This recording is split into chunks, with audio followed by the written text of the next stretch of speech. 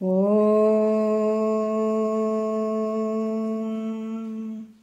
ಗುರುರ್ಬ್ರಹ್ಮ ಗುರುರ್ವಿಷ್ಣು ಗುರುರ್ದೇವೋ ಮಹೇಶ್ವರಃ ಗುರು ಸಾಕ್ಷಾತ್ ಪರಬ್ರಹ್ಮ ತಸ್ಮೈ ಶ್ರೀ ಗುರವೇ ನಮಃ. ಶ್ರೀ ಜಗದ್ಗುರು ಸಿದ್ಧಾರೂಢರ ಪಾದಕಮಲಗಳಿಗೂ, ಶ್ರೋತ್ರಿಯ ಬ್ರಹ್ಮನಿಷ್ಠ ಸದ್ಗುರು ಬಸವಾನಂದರ ಪಾದಕಮಲಗಳಿಗೂ, ಅವರ ಪ್ರತಿರೂಪಾದಂಥ ನಿಜಗುಣಪ್ಪನವರ ಪಾದಕಮಲಗಳಿಗೂ ನನ್ನ ದೀರ್ಘದಂಡ ಪ್ರಣಾಮಗಳನ್ನು ಸಲ್ಲಿಸುತ್ತಾ, ಎಲ್ಲ ಮಹಾತ್ಮರ ಪಾದಕಮಲಗಳಿಗೂ ನನ್ನ ದೀರ್ಘದಂಡ ಪ್ರಣಾಮಗಳನ್ನು ಸಲ್ಲಿಸುತ್ತಾ, ಮನದಲ್ಲಿ ಸ್ಮರಿಸಿಕೊಳ್ಳುತ್ತಾ, ತಮ್ಮೆಲ್ಲರಿಗೂ ವಂದಿಸುತ್ತಾ, ಇವತ್ತಿನ ನಿಜಗುಣರು ರಚಿಸಿದಂಥ ಪರಮಾನುಭವ ಬೋಧೆ ಬೃಹದಾರಣ್ಯಕ ಉಪನಿಷತ್ತಿನಿಂದ ಆಯ್ದಂಥ ಭಾಗ, ಯಾಜ್ಞವಲ್ಕ್ಯ ಮತ್ತು ಮೈತ್ರಾದೇವಿಯವರ ಸಂವಾದವಾದಂಥದ್ದು. ಭಾಳಷ್ಟು ವಿಚಾರಗಳನ್ನು ಇಲ್ಲಿ ಹೇಳ್ತಾರೆ. ಏನು ಹೇಳ್ತಾರೆ ಅನ್ನುವಂಥದ್ದನ್ನು ನಿನ್ನೆಯ ವಿಚಾರದಲ್ಲಿ ಭಾಳಷ್ಟು ವಿಚಾರಗಳನ್ನು ಹೇಳಿದರು. ಯಾಕಂದರೆ ಯೋಗೀಶ್ವರನಿಗೆ ಪ್ರಾರಬ್ಧ ಭೋಗ ವ್ಯವಹಾರ ಇಲ್ಲ ಅನ್ನುವಂಥ ವಿಚಾರವನ್ನು ಹೇಳಿದರು. ಇಲ್ಲಿ ಯಾಕಂತಂದ್ರೆ ಜ್ಞಾನಿ ಹತ್ರ ಕೇಳೋದಕ್ಕಿಂತ ಮುಂಚೆ ಆತನ ದೇಹ ಇಂದ್ರಿಯಾದಿಗಳು ಜೀವಂತ ಇರ್ತಾವ. ಯಾವಾಗ ಕೇಳಿದ ನಂತರ ಅವು ಇಂದ್ರಿಯಗಳು ಹೆಂಗಾಗ್ತಾವಂದ್ರೆ ಸತ್ತಿದ್ದು ವ್ಯವಹಾರ ಮಾಡ್ದಂಗೆ ತೋರ್ತಾವೆ. ಅದರಿಂದ ಯೋಗೀಶ್ವರನ ದೇಹ ಇಂದ್ರಿಯಾದಿಗಳು ವ್ಯವಹಾರ ಉಳ್ಳಂತೆ ತೋರಿದರೂ ಕೂಡ ಅವು ತಮ್ಮ ವ್ಯವಹಾರವನ್ನು ಮಾಡುವಂಗೆ ತೋರ್ತಾವ, ಆದರೆ ವ್ಯವಹಾರ ಇರೋಂಗಿಲ್ಲ. ಅದಕ್ಕೆ ಇದ್ದರೂ ಕೂಡ ಇಲ್ಲ ಅಂತ ತಿಳಿ ಅನ್ನುವಂಥ ವಿಚಾರಗಳನ್ನು ನಿನ್ನೆ ಹೇಳಿದರು. ಈಗ 10ನೆಯ ಸೂತ್ರದಲ್ಲಿ ಹೇಳ್ತಾರೆ. 4ನೆಯ ಸಂಧಿ 10ನೆಯ ಸೂತ್ರ ಏನು ಹೇಳ್ತಾರೆ ನೋಡೋಣ. ತನು ಮೊದಲಾದ ತೋರಿಕೆ ತಮ್ಮ ಕಾರ್ಯಗಳನ್ನು ಮಾಡದಿರೇ ಕೆಟ್ಟುದಲ್ಲವೇ. ನೋಡ್ರಿ, ಈ ತನು ಅಂದರೆ ಶರೀರ, ದೇಹ ಅನ್ನುವಂಥದ್ದು. ಈ ಶರೀರದ ಮೊದಲಾದ ದೃಶ್ಯಗಳು, ಅದರ ಕಾರ್ಯಗಳು, ಅದು ಮಾಡದೇ ಇರುವಾಗ ಅದು ನಾಶ ಆದಂತೆ, ಅಂದರೆ ನಾಶ ಆಗುವಂಥದ್ದೇ. ಈ ಪರಿಪೂರ್ಣನಾದಂಥ ಯೋಗಿ ಈ ದೇಹ ಮತ್ತು ಇಂದ್ರಿಯ, ಈ ವಿಷಯ, ಈ ದೇಹ ಅನ್ನುವಂಥದ್ದು, ದೇಹದಲ್ಲಿ ಇಂದ್ರಿಯಗಳು ಅದಾವೆ. ಇಂದ್ರಿಯಗಳಿಗೆ ವಿಷಯಗಳು ಯಾವುವು? ಜ್ಞಾನೇಂದ್ರಿಯಗಳಿಗೆ ಶಬ್ದ, ಸ್ಪರ್ಶ, ರೂಪ, ರಸಗಂಧ, ಈ ವಿಷಯಗಳು. ಮತ್ತು ಈ ಜ್ಞಾತೃತ್ವ, ದೃಶ್ಯ, ದೃಕ್ಕು. ಜ್ಞಾತೃತ್ವ ಜೀವಾತ್ಮ, ದೃಶ್ಯ ಅರಿಸಿಕೊಳ್ಳುವಂಥ, ದೃಕ್ಕು ನೋಡುವಂಥವನು. ಇವೆಲ್ಲ ಕಡೆಯಾಗಿ ಎಲ್ಲವೂ ತಮ್ಮ ತಮ್ಮ ಕಾರ್ಯಗಳನ್ನು ಮಾಡದೇ ಇದ್ದಾಗ ಇದ್ರೂ ಇಲ್ಲ ಅಂತ ಹೇಳಲಿಕ್ಕೆ ಯಾವ ಸಂದೇಹವೂ ಇಲ್ಲ. ನೋಡ್ರಿ, ಕಣ್ಣದಾವ, ಕಿವಿ ಅದಾವ, ಎಲ್ಲ ಅದಾವ, ಆದರೆ ತಮ್ಮ ಕಾರ್ಯಗಳು ಅವು ಮಾಡದೇ ಇದ್ದಾಗ, ಅವು ಕಣ್ಣು ಎಲ್ಲ ಇದ್ದರೂ ಕೂಡ ಅವು ಅದಾವಂತ ಹೇಳಲಿಕ್ಕೆ ಯಾವ ಸಂಶಯಗಳು ಇಲ್ಲ. ಅವು ಇಲ್ಲ ಇದ್ದರೂ ಕೂಡ ಇಲ್ಲ ಅಂತ ಹೇಳಲಿಕ್ಕೆ ಯಾವ ಸಂಶಯಗಳು ಇಲ್ಲ. ಅದರಿಂದ ಈ ಯೋಗೀಶ್ವರನ ದೇಹ ಇಂದ್ರಿಯಾದಿಗಳು ಪ್ರತ್ಯಕ್ಷ ತೋರಿದರು. ಎಷ್ಟು ಅದ್ಭುತವಾಗಿ ಹೇಳುತ್ತಾರೆ. ಅವೆಲ್ಲ ಏನಂದ್ರೆ ಹಾವಿನ ಪೊರೆ ಇದ್ದಂಗೆ. ಪೊರೆ ಹೆಂಗೆ ಹಾವು ಬಿಟ್ಟಿರ್ತದ, ಅದ್ರಾಗ ಅದು ಹಾವು ಐತೇನೋ ಅಂದರೆ ಇಲ್ಲ, ಬರೀ ಪೊರೆ ಐತೆ ಅಷ್ಟೇ. ಸುಟ್ಟು ಬಟ್ಟೆ ಹೆಂಗೆ, ಜ್ಞಾನಿಗಳಲ್ಲಿ ವ್ಯವಹಾರ ಹಂಗಿರ್ತದೆ. ಅದಕ್ಕೆ ಜ್ಞಾನಿ ಎಲ್ಲ ವ್ಯವಹಾರ ಮಾಡ್ತಾನಲ್ರಿ, ಹೆಂಗೆ ಜ್ಞಾನಿ ಆಗ್ತಾನೆ ಅನ್ನುವಂಥದ್ದಿಲ್ಲ. ಅದಕ್ಕೆ ಇದು ಕ್ರಮಶಾಸ್ತ್ರ ಅನ್ನುವಂಥದ್ದು. ಕ್ರಮಶಾಸ್ತ್ರ ಯಾರಿಗೆ ಗೊತ್ತಿರ್ತದೆ ಇದೆಲ್ಲ ಅರ್ಥ ಆಗ್ತದೆ. ಇಲ್ಲಾಂದ್ರೆ ಗೊತ್ತಿರ್ಲಾರ್ದವ್ರು ಇಲ್ಲರಿ ಜ್ಞಾನಿ ಹಿಂಗೆ ಇರ್ಬೇಕ್ರಿ, ಹಂಗೆ ಇರ್ಬೇಕಂತ ಹೇಳಕ್ಕೆ ನಿಂದಿರ್ತೀವಿ ನಾವು. ಅದಕ್ಕೆ ಇಲ್ಲಿ ಏನು ಹೇಳ್ತಾರ, ಆತ ಸಂಸಾರದಲ್ಲೂ ಇರ್ಬೋದು, ಹೊರಗಡೆ ತಿರುಗಾಡ್ಬೋದು, ಮಠದಲ್ಲೂ ಇರ್ಬೋದು, ಎಲ್ಲ ಥರನೂ ಇರ್ಬೋದು. ಆದರೆ ಆತನ ವ್ಯವಹಾರ ನಿಜವಾದದ್ದು ಇರ್ತದೇನಂದ್ರೆ ಇಲ್ಲ. ದೇಹ ಇಂದ್ರಿಯಗಳು ಪ್ರತ್ಯಕ್ಷವಾಗಿ ತೋರ್ತದೆ, ಯಾಕಂದ್ರೆ ಜ್ಞಾನ ಆಗಿಬಿಟ್ಟದ. ಆದರೆ ಪ್ರಾರಬ್ಧ ಕರ್ಮ ಉಳಿತದ. ಇರೋ ಮಟ್ಟ ಜೀವ ಏನು ಅದು ಶರೀರ ತೊಟ್ಕೊಂಡು ಇರ್ತದೆ. ದೇಹ ಇಂದ್ರಿಯಾದಿಗಳು ಪ್ರತ್ಯಕ್ಷವಾಗಿ ತೋರಿದ್ರು ಕೂಡ ಅವು ಪ್ರತ್ಯಕ್ಷವಾಗಿ ನಮ್ಗೆ ತೋರಿದ್ರು ಕೂಡ ಹೆಂಗದು ಸುಟ್ಟ ಬಟ್ಟೆಯಂತೆ, ದಗ್ಧ ಪಟ್ಟದಂತೆ. ಅಂದ್ರೆ ಈ ಸುಟ್ಟ ಬಟ್ಟೆ ಹಿಡಿಲಿಕ್ಕೆ ಹೋದ್ರೆ ಕೈಗೆ ಸಿಗ್ತದೆ ಅನ್ನೋದ್ರೆ ಹಂಗೆ ಆತನ ವ್ಯವಹಾರ ಹಂಗಿರ್ತದೆ. ಅದಕ್ಕೆ ಆತನ ವ್ಯವಹಾರ ಹೆಂಗಂದ್ರೆ ಇಲ್ಲವೇ ಇಲ್ಲ, ತೋರಿದಂಗೆ ಆಗ್ತದೆ. ಆದ್ರೆ ಏನಿರ್ತದೆ ಹೇಳ್ರಿ, ಈಗ ನಮಗೆ ಇಟ್ಟಿಟ್ಟು ಕೇಳ್ತಾ ಇದ್ದೀವಿ ಅಂತಂದ್ರೂ ಕೂಡ ಈ ಜಗತ್ತು ಮಿಥ್ಯೆ ಐತಪ್ಪ, ಈ ಶರೀರ ಮಿಥ್ಯೆ ಐತೆ, ನಾವು ಬಾಡಿಗೆ ಮನೆಯಲ್ಲಿ ಇದ್ದಂಗೆ ನಾವು ಇರುವಂಥದ್ದು, ಈ ಶರೀರದಲ್ಲಿರುವಂಥದ್ದು, ಶರೀರ ಈ ಮನೆಯಲ್ಲಿರುವಂಥದ್ದು. ಒಂದಲ್ದ ಒಂದು ಸಲ ಈ ಮನೆಯನ್ನು ನಾವು ಬಾಡಿಗೆ ಮನೆಯನ್ನು ಬಿಟ್ಟು ಹೋಗ್ಬೇಕಾದಂಥದ್ದು ಮನೆಯಿಂದ ಬಿಟ್ಟು ಹೋಗ್ತೀವಿ. ಆದರೆ ಒಂದಲ್ದ ಒಂದು ಸಲ ಬಾಡಿಗೆ ಇರುವಂಥ ಈ ಶರೀರವನ್ನು ಕೂಡ ನಾವು ಬಿಟ್ಟು ಹೋಗ್ಬೇಕಾಗ್ತದೆ. ಇಂಥೆಲ್ಲವನ್ನು ತಿಳ್ಕೊಂಡಂಥ ಜ್ಞಾನಿ ಇದ್ರ ಮೇಲೆ ಆಸೆ ಮಾಡ್ತಾನೆ, ನನ್ನ ಮೋಹ ಮಾಡ್ತಾನೇನ ಯಾವತ್ತಾದ್ರೆ. ಯಾಕಂದರೆ ಅದಕ್ಕೆ ಹೇಳೋದಿದು, ಗುರುವಾಕ್ಯವನ್ನು ನಾವು ಭಾಳಷ್ಟು ಶ್ರದ್ಧೆಯಿಂದ ತೊಗೊಳ್ಬೇಕನ್ನುವಂಥದ್ದು. ಅವಾಗ ಗೊತ್ತಾಗ್ತದಲ್ಲ, ಈ ಶರೀರ ಕೂಡ ನಾನು ಅಲ್ಲ, ಇಂದ್ರಿಯಗಳು ಇವು ಪ್ರತ್ಯಕ್ಷವಾಗಿ ತೋರ್ತಾ ಬಂದರೂ ಕೂಡ ಹೆಂಗೆ. ಈಗ ಆತ ಶರೀರ ಇರುವ ಪರ್ಯಂತರ ಮತ್ತು ಅದು ಜ್ಞಾನ ಆಗ್ಯದ, ಶರೀರವನ್ನು ಕಟ್ ಮಾಡೋಕ್ಕಾಗ್ತದನ? ಇಲ್ಲಲ್ಲ, ಅವನು ಒಗಿಲಕ್ಕಾಗ್ತದೇನು? ಇಲ್ಲ. ಯಾಕಂದ್ರೆ ಏನು ತೊಗೊಂಡು ಬಂದದ ಪ್ರಾರಬ್ಧ ಅದು ಅನುಭವಿಸೋವರೆಗೂ ಶರೀರ ಇರ್ತದೆ, ಇಲ್ಲಂತಿಲ್ಲ.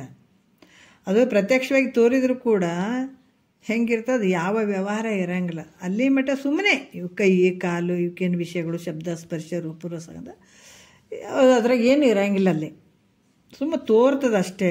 ಈ ರೀತಿ ತಿಳ್ಕೊಳ್ಳುವಂಥದ್ದು ಇಲ್ಲಿ ಮುಖ್ಯವಾಗಿರುವಂಥದ್ದು ಅಂತ ಹೇಳ್ತಾರೆ. ಈ ರೀತಿ ತಿಳ್ಕೊಂಡಾಗ ಇದು ಕೂಡ ಏನಂದ್ರೆ ನಾಶ ಆದಂಗೆ ಅನ್ನುವಂಥದ್ದು ಕೂಡ ಹೇಳ್ತಾರೆ.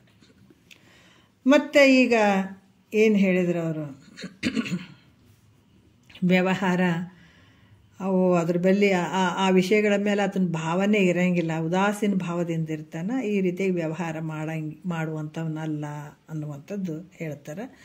ಮತ್ತು ಜ್ಞಾನಿ ದೃಷ್ಟಿಯಿಂದ 5 ವಿಷಯಗಳ ಲಯವನ್ನು ಹೇಳ್ತಾರೆ. ಏನು?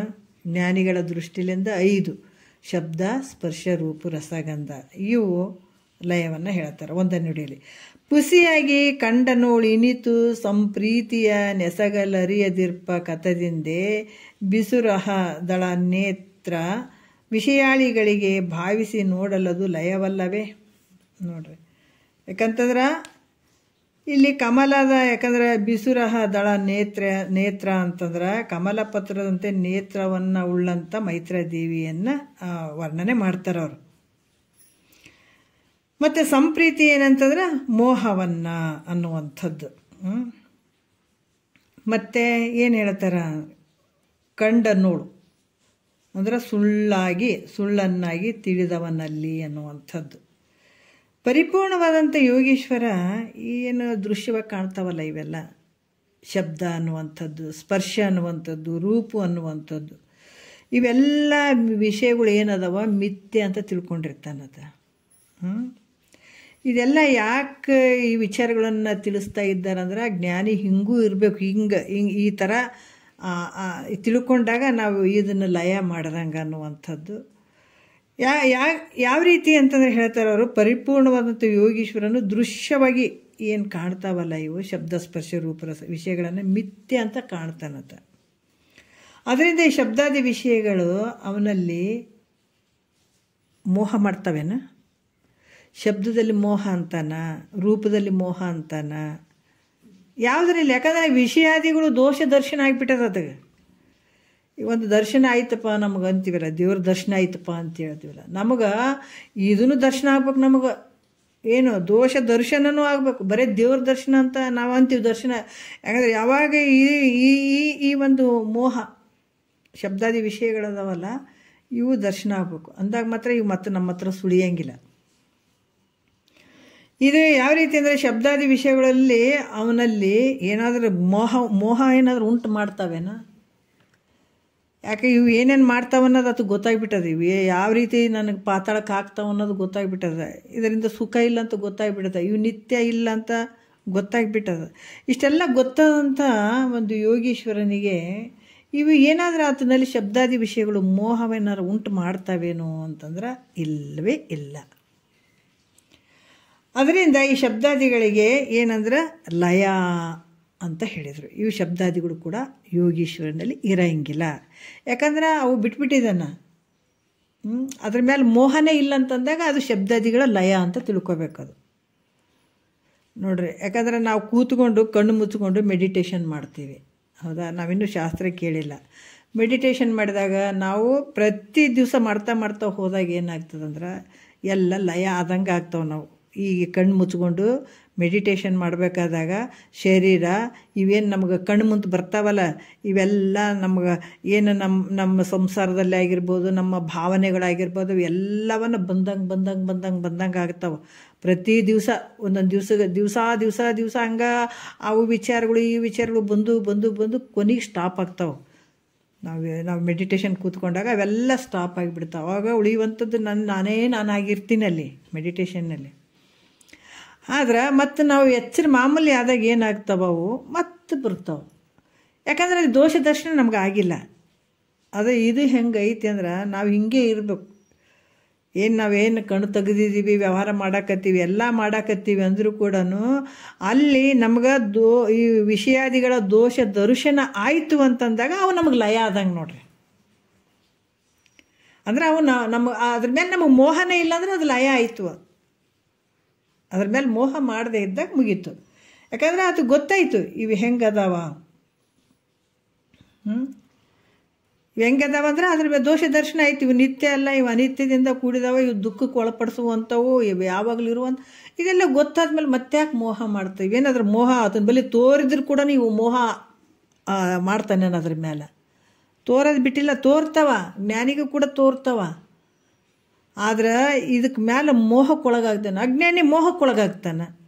ಆದ್ರೆ ಜ್ಞಾನಿ ಇದಕ್ಕೆ ಮೋಹಕ್ಕೊಳಗಾಗಂಗಿಲ್ಲ. ಇದು ಈ ಶಬ್ದಾದಿಗಳಿಗೆ ಲಯ ಅಂತ ಹೇಳುವಂಥದ್ದು. ಇದು ಶಬ್ದಾದಿಗಳ ಲಯ ಅಂತ ಹೇಳುತ್ತೆ. ಅದ್ರ ಮೇಲೆ ಭಾವನೆ ಇರದೇ ಇದ್ದಾಗ ಅದಕ್ಕೆ ಲಯ ಅಂತ ಹೇಳಲಿಕ್ಕೆ ಸಾಧ್ಯ ಆಗ್ತದ ಅಂತ ಹೇಳ್ತಾರೆ 2ನೇ ನುಡಿಯಲ್ಲಿ. ತನು ಕೃಷತ್ವಾದಿಗಳಿಂದೇ ತಾನೆನಿಸಿ ಮುನ್ನಿನ ಪರಿಯೋಳು ತೋರುವುದರಿಂದ ತನುವಿಗೆ ಲಯವುದು ತಾನೇ ಸಂಶಯಮಾದ ತನು ಮಧ್ಯೆ ನೀನದನ್ನರಿಯುವುದು ಅಂತ ಹೇಳ್ತಾರೆ. ಈಗ ಶಬ್ದಾದಿ ವಿಷಯಗಳನ್ನು ಅವ್ರ ವ್ಯವಹಾರವನ್ನು ಕೂಡ ಲಯ ಅಂತ ಹೇಳಿದರು. ಅದು ಹೆಂಗಿರ್ತದ, ಸುಟ್ಟು ಬಟ್ಟೆ ಹೆಂಗಿರ್ತದೆ ಅದನ್ನು ವ್ಯವಹಾರ ಅಂತ ಹೇಳಿದರು. ಮತ್ತೇನು ಹೇಳಿದರು, ಶಬ್ದಾದಿ ವಿಷಯಗಳು ಅದ್ರ ಮೇಲೆ ಮೋಹ ಇರದೇ ಇದ್ದಾಗ ಶಬ್ದಾದಿ ವಿಷಯಗಳು ಲಯ ಅಂತ ಹೇಳಿದರು ಜ್ಞಾನಿಯಲ್ಲಿ. ಈಗೇನು ಹೇಳ್ತಾರೆ, ಈ ಕಾಣಿಸಿಕೊಳ್ಳುವಂಥ ಶರೀರ ಐತಲ್ಲ, ಸ್ಥೂಲ ಶರೀರ ಕಾಣುವಂಥದ್ದು ಯಾವುದು ಸ್ಥೂಲ ಶರೀರ, ಇದಕ್ಕೆ ಲಯ ಹೇಳ್ತಾರೆ. ಅದು ಹೆಂಗೆ ಲಯ ಆಗ್ತದೆ ನಂಬಲ್ಲಿ? ಯಾಕಂದ್ರೆ ಜ್ಞಾನಾದಿಗಳನ್ನೇ ಕೈ ನಾನಲ್ರಿ, ಕಾಲು ನಾನಲ್ರಿ, ಇವ್ಯಾವ ನಾನಲ್ರಿ ಅಂದ್ರೆ ಕಟ್ಟು ಮಾಡಿ ಒಗಿಬಹುದೇನು? ತೆಗೆದಾಕ್ಬೇಕಲ್ಲ, ಇವು ನಾನಲ್ಲ. ಹಂಗಲ್ಲ ಅದು.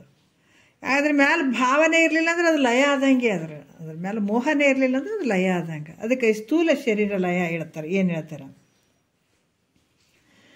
ತನು ಕೃಷತ್ವಾದಿಗಳಿಂದ ತಾನೆನಿಸಿ ಮುನ್ನಿನ ಪರಿಯೋಳು ತೋರುವುದರಿಂದ ತನುವಿಗೆ ಲಯವುದು ತಾನೇ ಸಂಶಯಮಾದ ತನು ಮಧ್ಯೆ ನೀನಿದನ್ನರಿಯುವುದು ಅಂತ ಹೇಳ್ತಾರೆ. ಈ ಸಂಶಯಮಾದ ತನು ಮಧ್ಯೆ ಅಂತ ಯಾಕೆ ಹೇಳಿದ್ರೆ ಅಂದ್ರೆ, ಸಂಶಯವುಳ್ಳಂಥ ಸೂಕ್ಷ್ಮವಾದಂಥ ನಡುವುಳ್ಳ ಸ್ತ್ರೀಯಳೆ ಅಂದ್ರೆ ಆಕಿನಲ್ಲಿ ಸಂಶಯಗಳು ಬಂದಿರ್ತಾವಲ್ಲ, ಅದಕ್ಕೆ ಅವರನ್ನು ಆ ರೀತಿ ಹೇಳ್ತಾರೆ.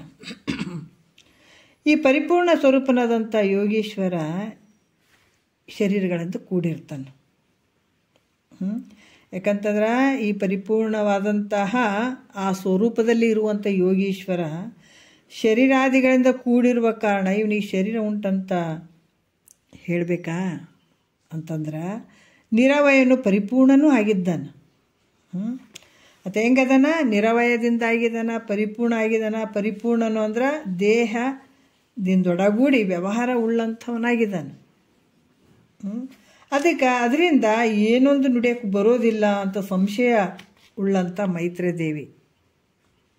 ಆಕೆಗೆ ಹೆಂಗಾಗಿರ್ತದ, ಇಲ್ಲಿ ಯಾವ ರೀತಿ ಅಂದ್ರೆ ಶರೀರಗಳಿಂದ ಕೂಡ್ಕೊಂಡಿದ್ದಾನ ಯಾರು ಜ್ಞಾನಿ, ಮತ್ತು ಪರಿಪೂರ್ಣ ಆಗಿದ್ದಾನ, ದೇಹದಿಂದ ಒಡಗೂಡಿ ವ್ಯವಹಾರ ಉಳ್ಳಂಥವನಾಗಿದ್ದಾನೆ. ಅದರಿಂದ ಏನಂತೂ ನುಡಿಯೋಕ್ಕೆ ಬರೋಂಗಿಲ್ಲ ಅನ್ನುವಂಥ ಸಂಶಯ ಉಳ್ಳಂಥ ಮೈತ್ರೇದೇವಿ ನೀನು ಈ ರೀತಿ ಆಗಿರುವಂಥದ್ದು. ಈ ಸಂಶಯ ಏನಾಗ್ತದಂದ್ರೆ, ಇದು ಜ್ಞಾನವೂ ಅಲ್ಲ ಅಜ್ಞಾನವೂ ಅಲ್ಲ. ಮತ್ತು ಆತಗೆ ಶರೀರ ಐತೆ, ನಿರವಯದಿಂದ ಕೂಡಿದಾನ, ಪರಿಪೂರ್ಣ ಆಗಿದಾನ ಅಂತಲೂ ಒಂದು ಸಲ ಹೇಳುವಂಥದ್ದು. ಮತ್ತು ದೇಹದಿಂದ ಒಡಗೂಡಿ ವ್ಯವಹಾರ ಉಳ್ಳಂಥವನಾಗಿದ್ದಾನ ಅಂತ ಒಂದು ಸಲ ಅಂದ್ಕೊಳ್ಳೋದು. ಅದಕ್ಕೆ ಇದು ಏನಂತ ನುಡಿಲಿಕ್ಕೆ ಬರೋದಿಲ್ಲಲ್ಲ ಅನ್ನುವಂಥದ್ದು. ಯಾಕೆ ಪರಿಪೂರ್ಣ ಆದಾಗ ನಿರವಯದಿಂದ ಕೂಡಿದಾನಂತ ಹೇಳುವಂಥದ್ದು ಆಗ್ತದೆ. ವ್ಯವಹಾರ ಮಾಡಕತ್ತೇನಂದ್ರೆ ಶರೀರದಿಂದ ಒಡಗೂಡಿದವನ ಅದನಂತ ಹೇಳೋಕ್ಕಾಗ್ತದೆ. ಅದಕ್ಕೆ ಇದು ಒಂದು ಹೇಳಕ್ಕೆ ಬರೋಂಗಿಲ್ಲ ಅಂತ ಕೆಲವು ಸಂಶಯ ಉಳ್ಳಂಥ ಮೈತ್ರೇದೇವಿಗೆ ಅವ್ರು ಹೇಳ್ತಾರೆ, ತಿಳಿಸಿ ಹೇಳ್ತಾರೆ. ಈ ಸಂಶಯ ಮಾಡುವಂಥದ್ದು ಪೂರ್ತಿ ಅತ್ಲಾಗ ಜ್ಞಾನನೂ ಅಲ್ಲ, ಪೂರ್ತಿ ಇತ್ಲಾಗ ಅಜ್ಞಾನನೂ ಅಲ್ಲ. ಅಂದ್ರೆ ಇದು ಮಧ್ಯಸ್ಥವಾಗಿರುವಂಥದ್ದು, ಮಧ್ಯೆ ಇದು.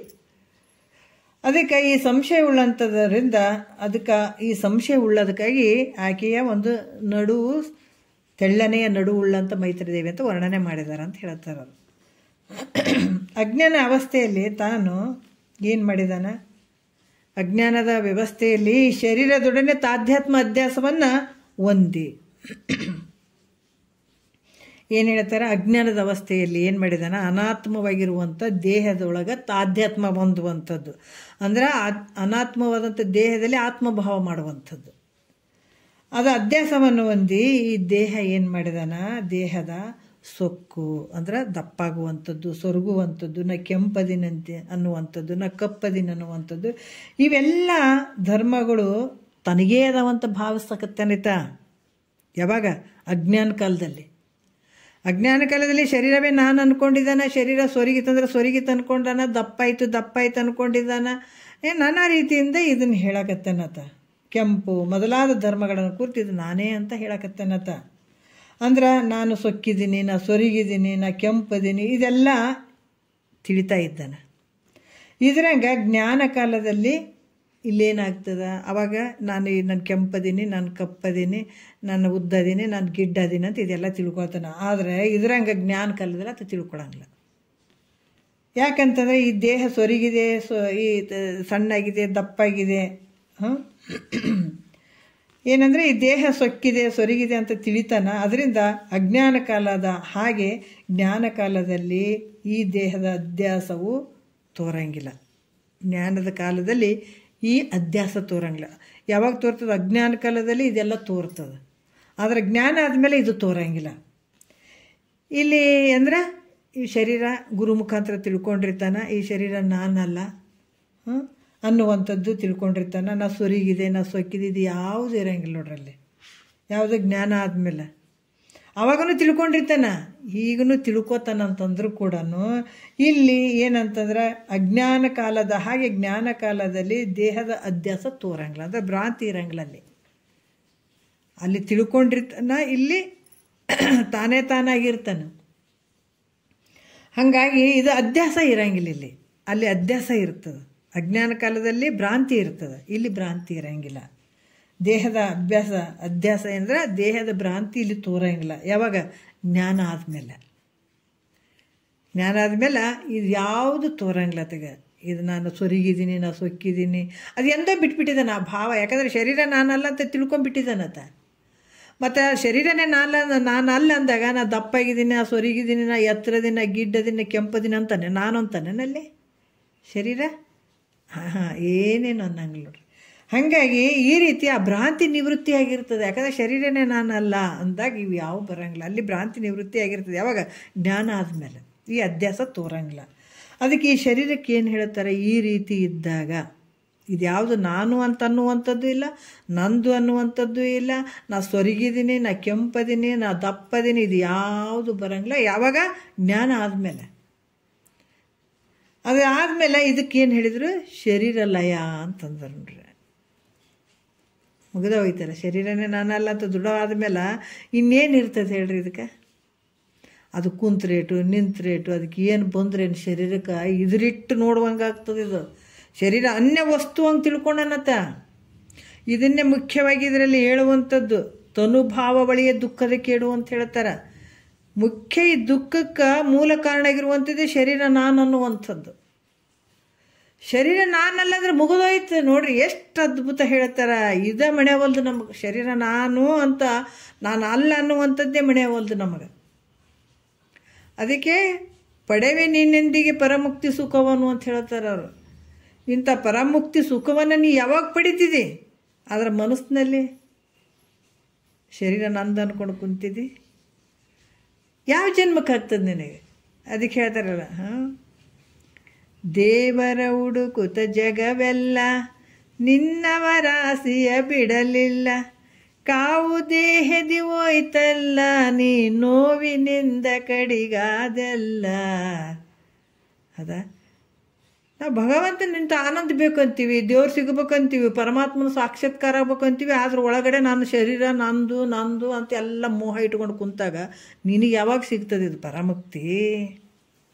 ಹಾಂ, ಇಂಥ ಆನಂದ ನಿನಗೆ ಆಗ್ಬೇಕಾಗಿತ್ತಂದ್ರೆ ಫಸ್ಟ್ ಏನಂದ್ರೆ ನಿನ್ನ ಶರೀರ ಭಾವ ಹೋಗ್ಬೇಕು. ಶರೀರ ನಾನು ಅನ್ನುವಂಥದ್ದು, ಶರೀರ ನಾನು ಯಾಕೆ ಬರೀ ಇದು ಹೇಳೋದಕ್ಕಲ್ಲ, ಇದು ಬರೀ ಗುರುಗಳು ಹೇಳಕತ್ತಾರೆ ನಾವು ಕೇಳಕತ್ತೀವಿ ಅನ್ನಂಗೆ ಆಗಬಾರ್ದು.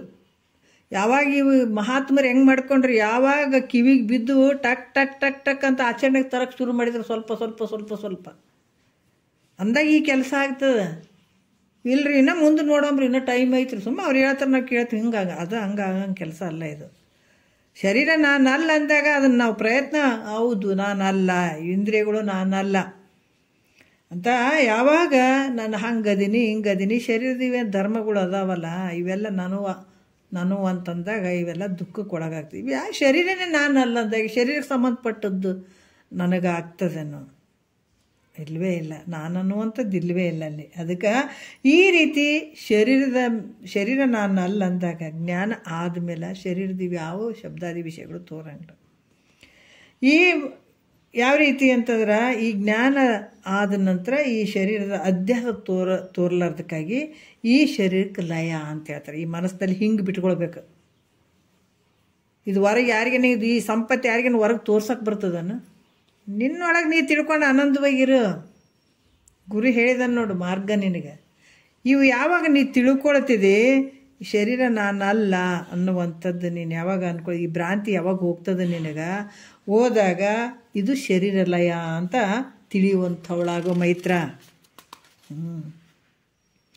ಅದಕ್ಕೆ ಇಲ್ಲಿ ಕೂಡ ಅವ್ರು ಹೇಳ್ತಾರೆ, ಈ ರೀತಿ ಸಂಶಯ ಉಳ್ಳಂಥಾಕಿ ಆಗೋದು ಬೇಡ ಅಂತ ಕೂಡ ಅವ್ರು ಹೇಳ್ತಾರೆ. ಈ ದೇಹವು ಸಾಕ್ಷಿಯಾದ ಆತ್ಮನಲ್ಲಿ ತನ್ನ ಕಾರ್ಯವಾದ ಧರ್ಮಾಧ್ಯಾಸವನ್ನು ಮಾಡಲಿಲ್ಲ. ಯಾಕಂದ್ರೆ ಸಾಕ್ಷಿಯಾದಂಥ ಇದಕ್ಕೆಲ್ಲಕ್ಕೂ ಸಾಕ್ಷಿಯಾಗಿರುವಂಥ ಆತ್ಮನಲ್ಲಿ ಈ ಶರೀರದ ಕಾರ್ಯವಾದಂಥ ಶರೀರದ ಧರ್ಮವಾದಂಥ ಈ ಅಧ್ಯಾಸವು ಆತ್ಮನಲ್ಲಿ ಮಾಡೋಕ್ಕೆ ಸಾಧ್ಯ ಇಲ್ಲ. ಈಗ ಶರೀರದ ಯಾವ ಧರ್ಮಗಳು ಆತ್ಮನಿಗೆ ಸಂಬಂಧ ಇಲ್ಲ ಅಂದಮೇಲೆ ಈ ದೇಹವು ಜ್ಞಾನಿಗೆ ಅದು ಪ್ರತೀತಿ ಆದರೂ ಕೂಡ ನೋಡ್ರಿ, ಯಾಕಂದ್ರೆ ಈ ಒಂದು ಧರ್ಮಾಧ್ಯಾಸ, ಯಾಕಂದರೆ ಈ ಆತ್ಮನಿಗೆ ಇದು ಯಾವುದೋ ಶರೀರದ ಧರ್ಮ ಕಾರ್ಯಗಳು ಇದು ಯಾವುದು ಸಂಬಂಧ ಇಲ್ಲ ಅಂದಮೇಲೆ ಈ ದೇಹವು ಜ್ಞಾನಿಗೆ ಪ್ರತೀತಿ ಆದರೂ ಕೂಡ, ಅಂದ್ರೆ ಈ ಶರೀರ ತೋರಿದರೂ ಕೂಡ ಅದು ಲಯ ಆಗಿರ್ತದ. ಈ ರೀತಿ ಅದು ಭಾವದಲ್ಲಿ ಸಂಪೂರ್ಣವಾಗಿ ಬಿಟ್ಕೊಂಡಿರ್ತಾನೆ. ಈ ಶರೀರ ತೋರಕತ್ತಿದ್ದು ಇದರಿಂದ ಏನೈತೆ ಹೇಳ್ರಿ? ಸುಮ್ಮನೆ ಎಲ್ಲರ ಕಣ್ಣಿಗೆ ಮನುಷ್ಯರಾಗಿ ಕಾಣೋದಪ್ಪ, ತಿರುಗಾಡೋದು. ಅದ್ರಾಗ ಏನಾರ ಶಕ್ತಿ ಐತೇನೋ ಅಂದ್ರೆ ಇಲ್ಲ, ಸುಮ್ಮನೆ ಇರಬೇಕು ವಾಸನೆಯ ಮೂಲಕ ಅಂತ ಹೇಳ್ತಾರೆ ಕೆಲವು ಕಡೆ. ಹಾಗಾಗಿ ಈ ರೀತಿಯಾಗಿ ಇದು ಶರೀರ ಲಯ ಅಂತ ಕೂಡ ಇಲ್ಲಿ ಹೇಳ್ತಾರೆ. ಮತ್ತೆ ಏನು ಹೇಳ್ತಾರ ಈಗ,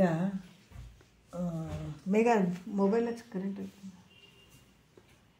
ಮತ್ತೆ ಇಲ್ಲಿ ಏನು ಹೇಳ್ತಾರ ಅಂತಂದ್ರೆ 3ನೇ ನುಡಿಯಲ್ಲಿ ಹೇಳ್ತಾರ ಯಾವ ರೀತಿ ಜ್ಞಾನಿಯ ಕರ್ಮೇಂದ್ರಿಯಗಳು ನಡೆ ನುಡಿಯುವುದನ್ನು ಮಾಡ್ತಿದ್ರು ಕೂಡ ಅವುಗಳ ಅಭಿಮಾನವಿಲ್ಲದ್ದರಿಂದ ಅವು ಲಯ ಅನಿಸ್ಕೋತಾವ. ನೋಡ್ರಿ ಎಷ್ಟು ಅದ್ಭುತ ಹೇಳ್ತಾರೆ ನೋಡ್ರಿ.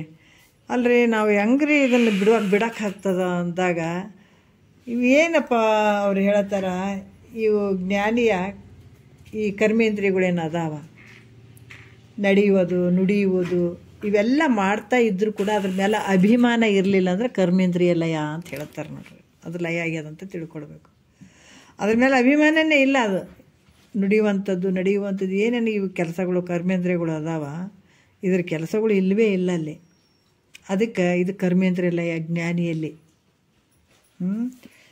ಇಲ್ಲಿ ಹೇಳುವಂಥದ್ದು ಏನಪ್ಪ ಅಂದರೆ, ಇದು ಸ್ವಲ್ಪ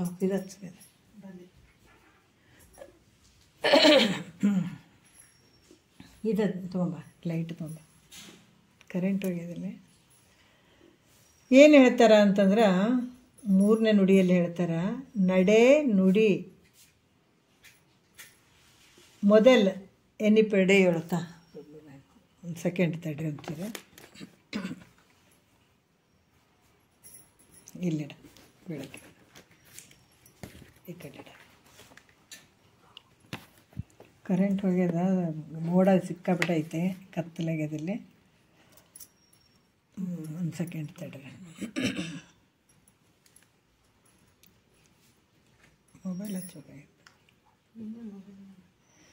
ಈಗೇನು ಹೇಳ್ತಾರಂತಂದ್ರೆ, ನಡೆ ನುಡಿ ಮೊದಲೆನಿಪಡೆಯೋಳು ವ್ಯವಹಾರದೊಡೆತನವನ್ನು ತನ್ನದೆನಿಸುವ ತೊಡಕನೊಮ್ಮೆಯೂ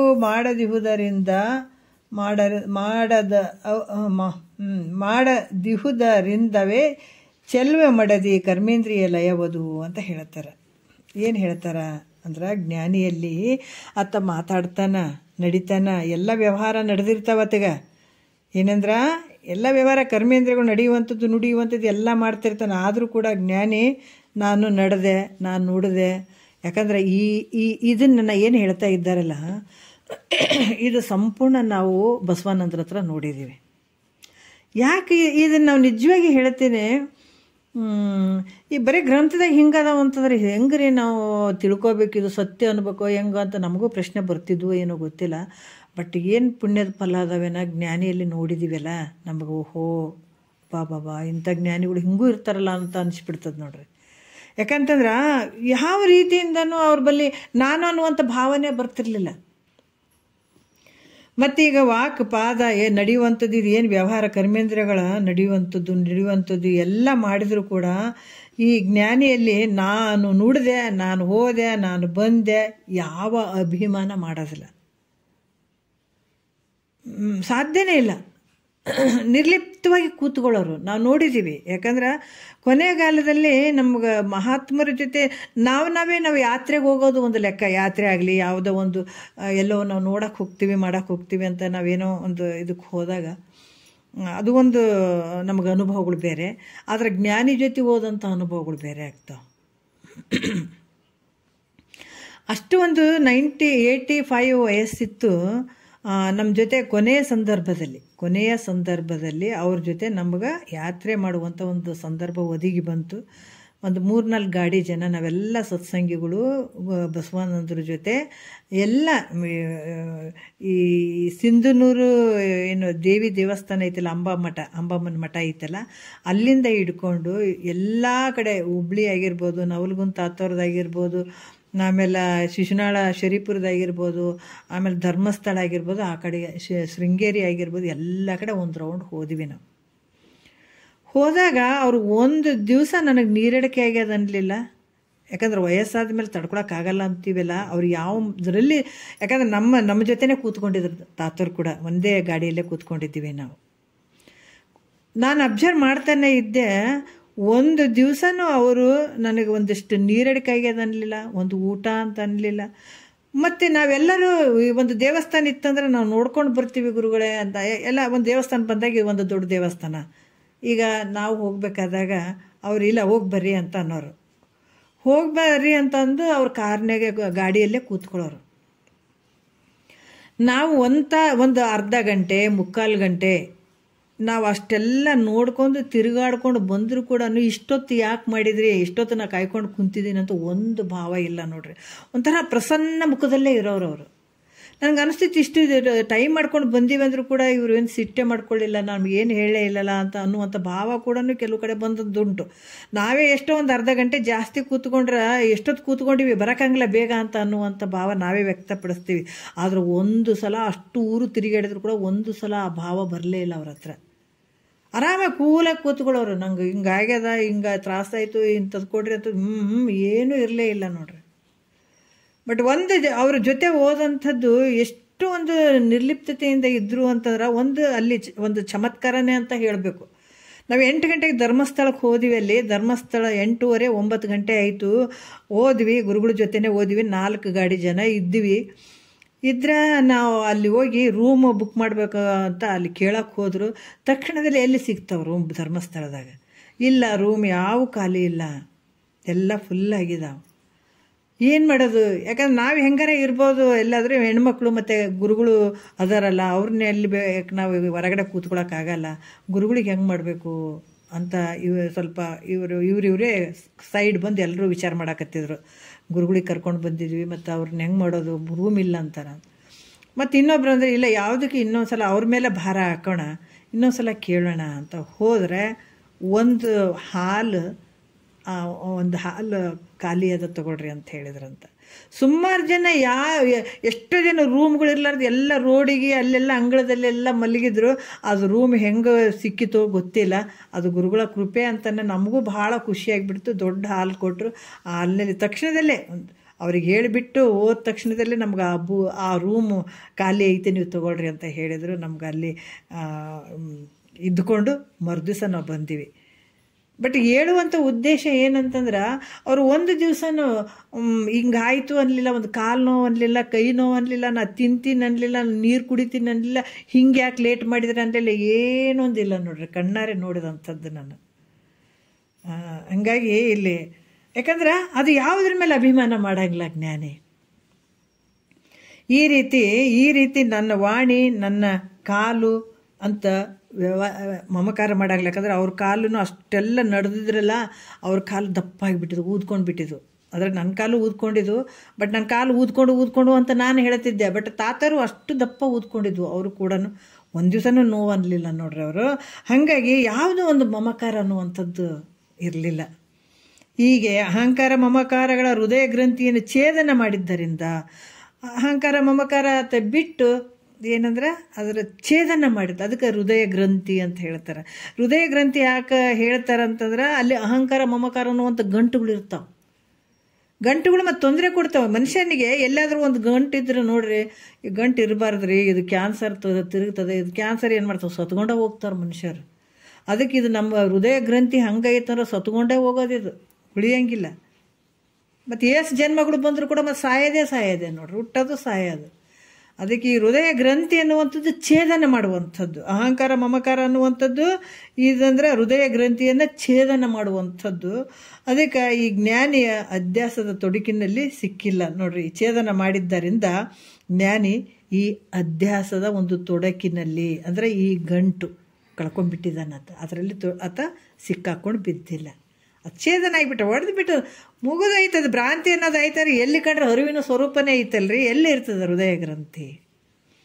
ಜ್ಞಾನಿಯಲ್ಲಿ ಇಂಥ ಒಂದು ಗಂಟಲ್ಲಿ ಅದು ಸಿಕ್ಕೊಂಡು ಬಿದ್ದಿಲ್ಲ. ಅದು ನೋವು ಕೊಡಂಗಿಲ್ಲ. ಅದು ಈಗ ನಮಗೆ ನೋವು ಕೊಡೋದು ಯಾತಕ್ಕಂದ್ರೆ ಅಹಂಕಾರ ಮಮಕಾರಗಳ ಒಂದು ಆ ಹೃದಯ ಗ್ರಂಥಿ ಇದ್ದದಕ್ಕಾಗಿ ನಮಗೆ ಅದು ಎಷ್ಟು ಹೇಳ್ತಿರೋದು ನಮ್ಮ ಕಷ್ಟಗಳು ಎಲ್ಲನೂ ಆರೋಪ ಮಾಡ್ಕೊಂಡು ಕುಂತಿರ್ತೀವಿ. ನಮಗಾಯಿತು ಅಂತ. ಸ್ವಲ್ಪ ಬಿಟ್ಟು ನೋಡಂತಾರೆ ಮಹಾತ್ಮ.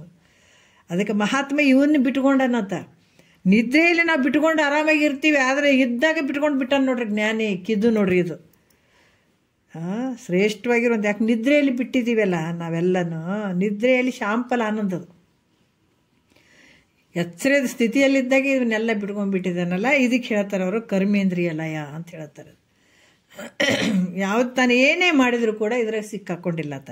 ನಾನೇ ಮಾಡಿದೆ ಅನ್ನೋದಿಲ್ಲ, ನಾನು ನೋಡಿದೆ ಅನ್ನೋದಿಲ್ಲ, ಏನೂ ಅಂದಿಲ್ಲ, ನಾನು ಅನ್ನೋದೇ ತೆಗೆದುಬಿಟ್ಟಾನಲ್ಲಿ. ಅದಕ್ಕೆ ನಾನಲ್ಲೋ ಶಿವ ನಾನಲ್ಲೋ, ನಾ ಹೋಗದೆ ಶಿವ ತಾನಾಗಲ್ಲೋ. ಸಾಯವರೆಗೂ ನಾನು ಅನ್ಕೊಂತ ಕುಂತಾಗ ನೀ ಯಾವಾಗ ಶಿವ ಆಗ್ತಿ ಅಲ್ಲ. ಎಷ್ಟು ಅದ್ಭುತವಾಗಿ. ಯಾಕಂದ್ರೆ ಜ್ಞಾನಿಗಳು ಹಂಗೆ ಅದಾರ, ತೋರಿಸಿದ್ದಾರೆ ಅವ್ರು, ನಡೆದು ತೋರಿಸಿದ್ದಾರೆ ಅವರು. ಬರೀ ನುಡಿ ಅಲ್ಲ, ನಡೆಯೋದು ಬೇಕಲ್ಲಿ. ನುಡಿ ಅಲ್ಲ, ನಡೆ ಭಾಳ ಮುಖ್ಯ ಅದಿಲ್ಲ. ನಡೆದಾಗ ಮುಕ್ತನಾಗುವಂಥದ್ದು. ಇಲ್ಲರಿ ಬೆಂಗಳೂರು ಆಡು ದೂರ ಐತ್ರಿ ಅಂತ ನೋಡ್ಕೊಂತ ಕೂತ್ರೆ ಬೆಂಗಳೂರು ತಲುಪ್ತೇನೆ ನೀನು. ಅವಾಗ ಏನು ಮಾಡ್ಬೇಕು, ನಡಿಬೇಕು ಅಲ್ಲ. ಹಂಗೆ ಸಂಪೂರ್ಣವಾಗಿ ಅವರು ತೆಗೆದಾಕಿಬಿಟ್ಟಿದ್ರು. ಇದಕ್ಕೆ ಏನು ಹೇಳ್ತಾರೆ, ಕರ್ಮೇಂದ್ರಿಯ ಲಯ ಅಂತ ಕೂಡ ಹೇಳ್ತಾರೆ. ಮತ್ತು ಇಲ್ಲಿ ಜ್ಞಾನಿಯ ಈ ಪಂಚಜ್ಞಾನೇಂದ್ರಿಯಗಳು, ಈ ವಿಷಯಗಳು, ಜ್ಞಾನೇಂದ್ರಿಯಗಳೇನೆಂದರೆ ಶಬ್ದಾದಿ ವಿಷಯಗಳನ್ನು ಪ್ರಕಾಶ ಮಾಡುವಂಥ ಶಕ್ತಿ ಐತೆ. ಅದರ ಗೋಚರ ಮಾಡುವಂಥ ಶಕ್ತಿ ಅದು. ಭೇದ ಜ್ಞಾನವನ್ನು ಉಂಟು ಮಾಡುವಂಥ ಶಕ್ತಿ ಐತೆ ಅದಕ್ಕೆ. ಯಾಕಂದ್ರೆ ಈ ಕಣ್ಣು ಕಿವಿ ಮೂಗು ಏನು ಜ್ಞಾನೇಂದ್ರಿಯಗಳು ಅಂತರಿಕ. ಜ್ಞಾನೇಂದ್ರಿಯಗಳಿಗೆ ಒಂದು ವಿಷಯ ಐತೆ. ಏನು, ಕಿವಿಗೆ ಏನದ ಶಬ್ದ ಅದ, ಈ ನೇತ್ರಕ್ಕೆ ಏನದ ರೂಪ ಐತೆ, ಈ ಮೂಗಿಗೆ ವಾಸನೆ ನೋಡುವಂಥದ್ದು ಐತೆ, ಈ ನಾಲಿಗೆಗೆ ರುಚಿ ನೋಡುವಂಥದ್ದು ಐತೆ, ಈ ಚರ್ಮಕ್ಕೆ ಏನು ಸ್ಪರ್ಶ ಮಾಡುವಂಥದ್ದು ಐತೆ. ಆದರೆ ಜ್ಞಾನಿಯಲ್ಲಿ ಒದವೇನು ಅಂದ್ರೆ ಈ ಜ್ಞಾನಿಯಲ್ಲಿ ಇಲ್ಲ. ಯಾವ ರೀತಿ ಭೇದ ಜ್ಞಾನವನ್ನು ಉಂಟು ಮಾಡುವಂಥದ್ದಿಲ್ಲ, ಅವುಗಳು ಲಯ ಅಂತ ಹೇಳ್ತಾರೆ. ಯಾವ ರೀತಿ ಅಂದ್ರೆ ಅನೃತವು ಈ ತ್ರೈಲೋಕ್ಯದೊಳಗೆ ಭೇದ ಜ್ಞಾನವನ್ನು ತನ್ನೊಳೆಸಗಲರಿಯದಾಗಿ ಮನದನ್ನೇ ಮೈತ್ರಿಯೇ ಕೇಳು ಬುದ್ಧೀಂದ್ರಿಯವೆನಿಸುವ ಐದರ ಲಯವದು ತಾನೇ ಅಂತ ಹೇಳ್ತಾರೆ. ಏನು ಹೇಳ್ತಾರ ಅಂತಂದ್ರೆ ನೋಡ್ರಿ, ಒಂದೊಂದು ಲಯ ಮಾಡ್ತಾ ಇದ್ದಾರೆ, ತೆಗಿತಾ ಇದ್ದಾರ. ಜ್ಞಾನಿ ತೆಗೆದಿರ್ತಾನೆ, ಈ ರೀತಿ ತೆಗೆದಿರ್ತಾನಂತ ಹೇಳ್ತಾರೆ ಅವರು. ಅಥವಾ ಯಾವ ರೀತಿ ಬಿಟ್ಕೊಂಡಿರ್ತಾನ ನೋಡ್ರಿ, ಯಾವ ರೀತಿ ಬಿಟ್ಕೊಂಡಿರ್ತಾನೆ ಒಂದೊಂದು ಕ್ರಮವಾಗಿ ಹೇಳ್ತಾ ಇದ್ದಾರ. ಈಗ ಕರ್ಮೇಂದ್ರ ಲಯ ಹಿಂಗೆ ತಿಳ್ಕೊಂಡು ಬಿಟ್ಟಿರ್ತಾನಂತ ನಾನು ಅನ್ನೋದಿಲ್ಲ. ಅಥವಾ ಏನು ಏನು ಮಾತಾಡ್ತಾನೆ, ನಡಿತಾನೆ, ನುಡಿತಾನೆ, ಎಲ್ಲ ಮಾಡ್ತಾನಂದ್ರೂ ಕೂಡ ಅದರಲ್ಲಿ ನಾನು ಅನ್ನುವಂಥದ್ದು ಇರಂಗಿಲ್ಲ, ಅಲ್ಲಿ ಏನೊಂದಿಲ್ಲ ಅಲ್ಲಿ. ಮತ್ತಿಲ್ಲಿ ಜ್ಞಾನೇಂದ್ರಿಯಗಳ ಜ್ಞಾನಿಯ ಈ ಸ್ತೋತ್ರ, ನೇತ್ರಾದಿ ಇಂದ್ರಿಯಗಳು, ಈ ಇವೆಲ್ಲ ಪ್ರತ್ಯಕ್ಷವಾಗಿ ತೋರಿದರೂ ಕೂಡ ಇವು ಶಬ್ದಾದಿ ವಿಷಯಗಳು ಭಿನ್ನ ಭಿನ್ನವಾಗಿ ಬೇರೆ ಬೇರೆಯಾಗಿ ತೋರಿದರೂ ಕೂಡ ಈ ಜ್ಞಾನಿಯು ರೂಪರಸಾದಿ ವಿಷಯಗಳನ್ನು ಬಿಟ್ಟು ನೋಡ್ರಿ, ಈ ರೂಪ ಶಬ್ದ ಸ್ಪರ್ಶ ರೂಪ ರಸಗಳನ್ನು ಬಿಟ್ಟು ಅಲ್ಲಿ ಅವುಗಳಲ್ಲಿ ಕೇವಲ ಜ್ಞಾನವನ್ನು ಗ್ರಹಿಸ್ತಾ ಹೋಗ್ತಾನೆ. ಈ ಇಂದ್ರಿಯಗಳು ಏನು ಶಬ್ದಾದಿ ವಿಷಯಗಳು ಏನದಾವ, ಇಂದ್ರಿಯಗಳು ಈ ಜ್ಞಾನೇಂದ್ರಿಯಗಳಿಗೆ ಅವೆಲ್ಲವುಗಳು ತೋರ್ತಾವ, ಭಿನ್ನವಾಗಿ ತೋರಿದರೂ ಕೂಡ ಅವನ್ನೇನು ಮಾಡ್ತಾನಂತಂದರೆ ಕೇವಲ ಜ್ಞಾನವನ್ನು ಮಾತ್ರ ಸ್ವೀಕಾರ ಮಾಡ್ತಾನಲ್ಲಿ. ಇಲ್ಲಿ ಜ್ಞಾನಿಯ ಸ್ತೋತ್ರ, ನೇತ್ರಾದಿ ಇಂದ್ರಿಯಗಳು ಶಬ್ದ ರೂಪಾದಿಗಳನ್ನು ಪ್ರತ್ಯಕ್ಷವಾಗಿ ತೋರಿದರೂ ಕೂಡ, ಶಬ್ದಾದಿ ವಿಷಯಗಳು ಭಿನ್ನವಾಗಿ ತೋರಿದರೂ ಕೂಡ ಜ್ಞಾನಿಯ ರೂಪ ರಸಾದಿ ವಿಷಯಗಳನ್ನು ಬಿಟ್ಟು ರೂಪಜ್ಞಾನ ರಸಜ್ಞಾನ ಅನ್ನುವಲ್ಲಿ ಆತ ಕೇವಲ ಜ್ಞಾನವನ್ನೇ ವಿಚಾರ ಮಾಡ್ತಾ ಹೋಗ್ತಾನಂತ. ಆನಂದ ಅದರಿಂದ ವಿಷಯಗಳು ಎಷ್ಟೇ ಭೇದವಾಗಿ ತೋರಿದರೂ ಕೂಡ ಅದರಲ್ಲಿ ಏನಂದ್ರೆ ಆತ ನೋಡುವಂಥದ್ದು ಒಂದೇ ಜ್ಞಾನ, ಅಭೇದವಾಗಿ ನೋಡುವಂಥದ್ದು, ಒಂದೇ ವಿಧವಾದ ಜ್ಞಾನವನ್ನು ಕಾಣುವುದರಿಂದ ಈ ಸ್ತೋತ್ರಾದಿ ಇಂದ್ರಿಯಗಳು ಜ್ಞಾನಿಯಲ್ಲಿ ಭೇದವನ್ನು ಉಂಟು ಮಾಡಲಿಕ್ಕೆ ಸಾಮರ್ಥ್ಯ ಉಳ್ಳಂಥವುಗಳು ಆಗಿರುವುದಿಲ್ಲ ಅಂತ ಕೂಡ ಹೇಳ್ತಾರೆ. ಸಾಮರ್ಥ್ಯ ಆಗಲ್ಲ. ಯಾಕಂದ್ರೆ ಅವ್ನು ನೋಡುವಂಥದ್ದು ಕೂಡ ಜ್ಞಾನವನ್ನು, ಯಾಕಂದ್ರೆ ನೋಡುವಂಥದ್ದು ಕೇಳುವಂಥದ್ದು ಅದು ಜ್ಞಾನ ಸ್ವರೂಪದಲ್ಲೇ ವ್ಯವಹಾರ ಮಾಡ್ತಾನತ್ತ. ಭೇದಕ್ಕೆ ಅವಕಾಶನೇ ಇಲ್ಲ. ಆತ ನೋಡುವಂಥ ನೋಟ ಆಗಿರ್ಬೋದು, ಕೇಳುವಂಥದ್ದಾಗಿರ್ಬೋದು, ತಿನ್ನುವಂಥದ್ದಾಗಿರ್ಬೋದು, ಸ್ಪರ್ಶ ಮಾಡುವಂಥದ್ದಾಗಿರ್ಬೋದು, ವಾಸನೆ ನೋಡುವಂಥದ್ದಾಗಿರ್ಬೋದು, ಎಲ್ಲ ತೋರಿದ್ರು ಕೂಡ ಆತ ಜ್ಞಾನ ಒಂದೇ ಗ್ರಹಣ ಮಾಡ್ತಾನೆ ಹೊರತಾಗಿ ಅನ್ಯಕ್ಕೆ ಭೇದಕ್ಕೆ ಅವಕಾಶ ಇರೋದಿಲ್ಲ. ಜ್ಞಾನಿಯಲ್ಲಿ ಭೇದ ಈ ರೀತಿಯಾಗಿ ಅಲ್ಲಿ ಭೇದ ಉಂಟು ಮಾಡೋಕ್ಕೆ ಸಾಧ್ಯ ಇಲ್ಲ. ಯಾವುದು ಈ ಶಬ್ದಾದಿ ವಿಷಯಗಳು ಜ್ಞಾನಿಯಲ್ಲಿ. ಈ ಕಾರಣದಿಂದ ಆತ ಬರೀ ಜ್ಞಾನವನ್ನು ಮಾತ್ರ ಗ್ರಹಿಸ್ತಿರ್ತಾನತ. ಅದಕ್ಕೆ ಇಲ್ಲಿ ಜ್ಞಾನೇಂದ್ರಿಯಗಳಿಗೆ ಲಯ ಅಂತ ಕೂಡ ಹೇಳ್ತಾರೆ. ಈ ರೀತಿ ಇದ್ದಾಗ ನೋಡುವಂಥದ್ದು ಕೇಳುವಂಥದ್ದು ಇವೆಲ್ಲ ಜ್ಞಾನದ ಸ್ವರೂಪದಲ್ಲಿ ನೋಡೋದಕ್ಕಾಗಿ ಇವು ಏನು ಹೇಳ್ತಾರೆ ಅವರು, ಜ್ಞಾನೇಂದ್ರಿಯ ಲಯ ಅಂತ ಕೂಡ ಹೇಳ್ತಾರೆ. ಈ ಶಬ್ದಾದಿ ವಿಷಯಗಳು ಇವು ಯಾವ ಇಂದ್ರಿಯಗಳು ಮತ್ತು ಜ್ಞಾನಿಯಲ್ಲಿ ಭೇದವನ್ನು ಉಂಟು ಮಾಡಲಿಕ್ಕೆ ಸಾಮರ್ಥ್ಯಗಳು ಇರೋದಿಲ್ಲ ಇವು. ಹಾಗಾಗಿ ಈ ಕಾರಣದಿಂದ ಜ್ಞಾನೇಂದ್ರಿಯ ಲಯ ಅಂತ ಕೂಡ ಹೇಳ್ತಾರೆ ಅವರು. ಐದನೇದನ್ನು ನೋಡೋಣ. ಈಗ ಮನಸ್ಸು ಲಯ ದೊಡ್ಡ ಕೆಲಸ ಇದು, ಹೌದಲ್ಲ? ಮನಸ್ಸು ಲಯ ಆಗುವಂಥದ್ದು ಇದು ದೊಡ್ಡ ಕೆಲಸ. ತನುವು ಜೀವನು ಪರಾತ್ಮನು ತಾನಾರು ಎಂಬುದೊಂದಿನಿಸಿಲ್ಲದಾನೇ ಪರಮಾತ್ಮನೇನೆ ಮನೋಲಯವದು ತಾನೇ ಪರಮಾತ್ಮ ಭಾವನೆಯಳ ಒಟ್ಟು ಮಾನಿನಿರನ್ನೇ ಅಂತ ಹೇಳ್ತಾರೆ ನೋಡ್ರಿ. ಮಾನಿನಿರನ್ನೇ ಮಾನವಂತ ಸ್ತ್ರೀಯರಲ್ಲಿ ಶ್ರೇಷ್ಠವಾದಂಥ ಮಾನಿನಿ ಅಂದರೆ ಮೈತ್ರಾದೇವಿ ಅಂತ ವರ್ಣನೆ ಮಾಡ್ತಾರೆ. ಎಷ್ಟು ಅದ್ಭುತವಾಗಿ ಹೇಳ್ತಾರೆ. ತನುವು ಜೀವನು ಪರಾತ್ಮನು ತಾನಾರೆಂಬುದೊಂದು ಎನಿಸಿಲ್ಲದನೆ. ಯಾಕಂದ್ರೆ ನಾನು ಶರೀರ ಇದ್ದೀನೋ ಮತ್ತು ಪರಮಾತ್ಮನು ಮತ್ತು ಜೀವನು ನಾನು ಯಾರು ಇದ್ದೀನಿ ಅನ್ನುವಂಥದ್ದು ಒಂದು ಸ್ವಲ್ಪ ಕೂಡ ಅಲ್ಲಿ ಇಲ್ಲ. ನನ್ನ ದೇಹ ಇದ್ದೀನೋ ಅಥವಾ ಜೀವ ಇದ್ದೀನೋ ಅಥವಾ ಪರಮಾತ್ಮನೋ ನಾನು ಯಾರು ಆಗಿದ್ದೀನಿ ಅನ್ನುವಂಥ ಸಂಶಯವು. ಯಾಕಂತಂದ್ರೆ ಈ ಸಂಶಯ ಬರುವಂಥದ್ದು ಯಾವುದಪ್ಪ ಅಂದರೆ ಇದು ಮನಸ್ಸು. ಈ ಮನಸ್ಸಿನಲ್ಲಿ ಈ ಸಂಶಯಗಳು ಕಂಡು ಬರುವಂಥದ್ದು. ಅದಕ್ಕೆ ನಾನಾ ರೀತಿಯಿಂದ ಸಂಶಯ ಎಡೆ ಮಾಡುವಂಥದ್ದು. ಈಗ ನಮಗೆ ಬರುವಂಥದ್ದು ಈ ಜಗತ್ತಿನ ವ್ಯವಹಾರ ಇವೆಲ್ಲ ಮಾಡುವಂಥದ್ದು ಯಾವುದು, ಇದೇ ಮನಸ್ಸೇ.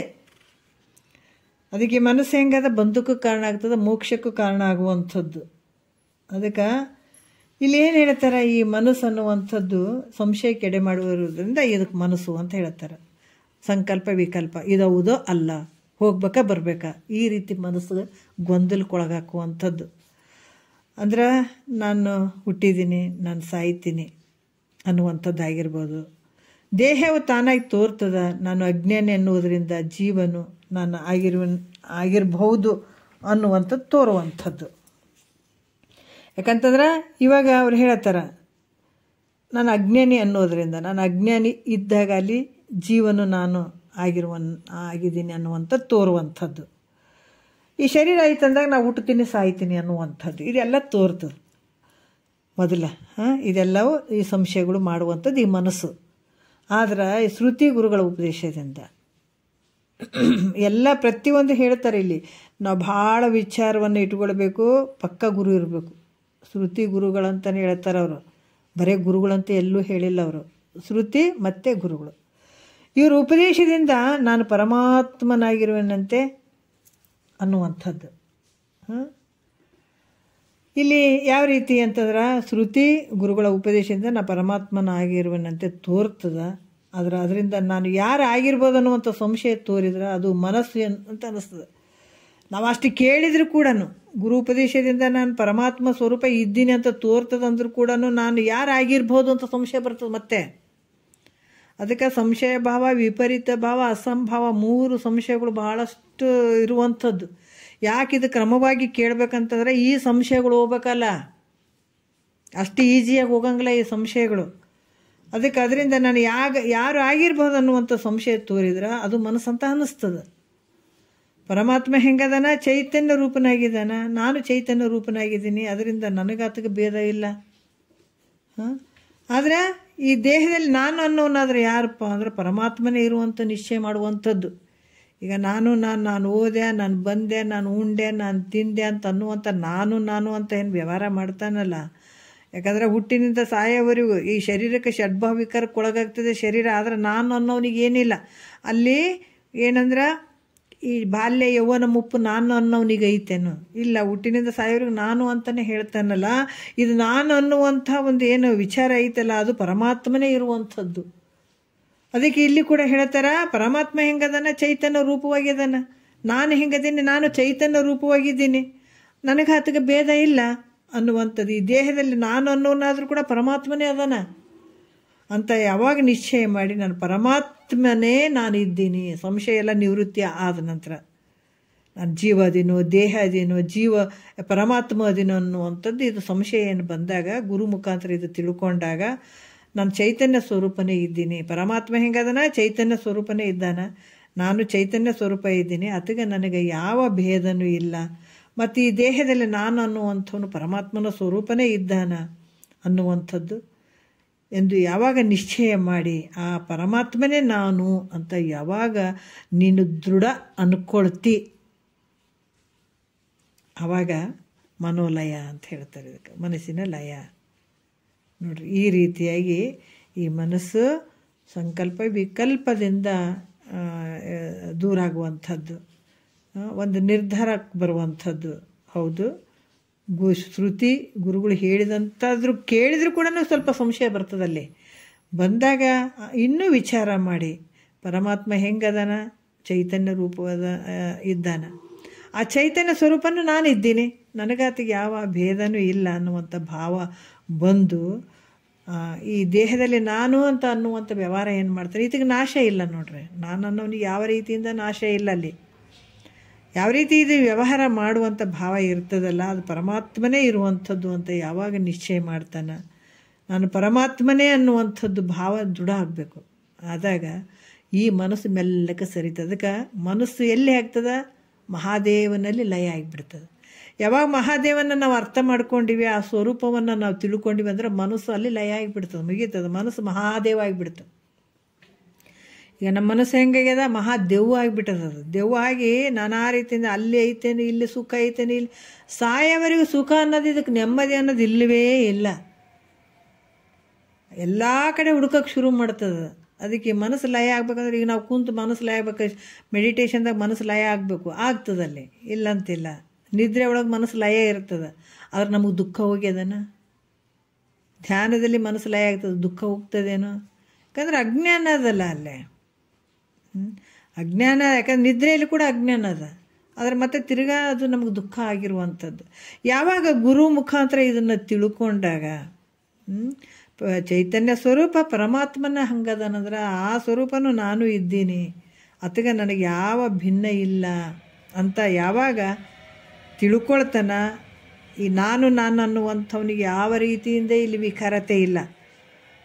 ನಾನು ಅನ್ನುವಂಥವನೇ ಇಲ್ಲಿ ಪರಮಾತ್ಮನ ಸ್ವರೂಪವಾಗಿರುವಂಥದ್ದು ಐತೆ ನನ್ನೊಳಗೆ ಅಂತ ಯಾವಾಗ ತಿಳ್ಕೊಳ್ತಾನ, ಆವಾಗ ತಾನೇ ಪರಮಾತ್ಮ ಅಂತ ಯಾವಾಗ ದೃಢ ನಿಶ್ಚಯ ಮಾಡ್ಕೊತಾನೆ, ನಾನು ಪರಬ್ರಹ್ಮ ಸ್ವರೂಪ ಇದ್ದೀನಿ. ಈಗ ಯಾವಾಗ ಅಪ್ಪ ಅಮ್ಮ ನಮಗೆ ಹೆಸರಿಟ್ಟಿದ್ದಾರೆ ಅದನ್ನು ದೃಢ ಮಾಡ್ಕೊಂಡ್ಬಿಟ್ಟಿವಿ, ಸಾಯೋವರೆಗೂ ಓ ಅಂತೀವಿ. ನಿದ್ದೆಗಣ್ಣಲ್ಲಿ ಮೊದಲು ಮಾಡಿ ಹೆಸರು ಕರೆದ್ರೆ ಓ ಅಂತೀವಲ್ಲ, ಅದೇ ರೀತಿ ಕೂಡ ಪರಮಾತ್ಮನ ವಿಚಾರ ತತ್ವಮಸಿ ಅಂತ ಸದ್ಗುರು ಹೇಳಿದಾಗ, ನೀನೇ ಪರಮಾತ್ಮನಪ್ಪ ಅಂತ ಹೇಳಿದಾಗ ಅದು ದೃಢವಾಗಿ ಯಾವಾಗ ನನ್ನ ಹೆಸರು ಕೂಡ ಅಲ್ಲಿ ಹೋಗ್ಬೇಕು. ಹೆಸರೇನು ಇಟ್ಟಂತ ಅಪ್ಪ ಅಮ್ಮ ಹೆಸರು ಕೂಡ ಅಲ್ಲೇ ನಾವು ಇರ್ಲಿಕ್ಕಾಗೆ ನಾಶ ಆಗ್ಬೇಕದು. ಆ ಭಾವ ಹೋಗಿ ನಾನು ಪರಮಾತ್ಮ ಇದ್ದೀನಿ ಅನ್ನುವಂಥ ಭಾವ ನನ್ನೊಳಗೆ ಲಯ ಆಯಿತು ಅಂದಾಗ ಏನಾಯ್ತದ, ಮನೋಲಯ ಅಂತ ಅನಿಸ್ಕೊಳ್ತದ. ಮನಸ್ಸು ಏನಾಗ್ತದೆ, ಮಹಾದೇವನಲ್ಲಿ ಲಯ ಆಗುವಂಥದ್ದು, ಮಹಾದೇವ ಆಗಿಬಿಡ್ತದೆ. ಮನಸ್ಸು ಮಹಾದೇವ ಆಯ್ತಂದ್ರೆ ಮುಗೀತು. ಹಾಗಾಗಿ ಈ ರೀತಿಯಾದಾಗ ಮನಸ್ಸು ಲಯ ಅಂತ ತಿಳಿ. ನೀನು ಈ ರೀತಿ ತಿಳ್ಕೊಂಡಾಗ ಯಾವಾಗ ಪರಮಾತ್ಮನ ಭಾವ ನಿನ್ನಲ್ಲಿ ಬಂತು, ಆ ದೃಢ ಆಯಿತು ಅಂದಾಗ ಅದು ಮನೋಲಯ ಆಗ್ತದೆ. ಮತ್ತು ಅದು ಏನು ತನ್ನ ಆಟ ತೋರ್ಸೋಕ್ಕೆ ಬರೋಂಗಿಲ್ಲ. ಈ ರೀತಿಯಾಗಿ ಹಲವಾರು ವಿಚಾರಗಳನ್ನು ಹೇಳ್ತಾರೆ. ಮತ್ತು ಬುದ್ಧಿಯ ಲಯ ಮುಂದಿನ ವಿಚಾರಗಳನ್ನು ನೋಡೋಣ. ಮುಂದಿನ ವಿಚಾರದಲ್ಲಿ ಭಾಳ ವಿಶೇಷವಾಗಿ ಹೇಳ್ತಾರೆ, ನೋಡೋಣ ಮುಂದಿನ ವಿಚಾರ. ಒಂದೆರಡು ಮತ್ತು ಗುರುಗಳ ಪಾದಕ್ಕೆ ಅರ್ಪಿಸಿ ಹರ ಓಂ.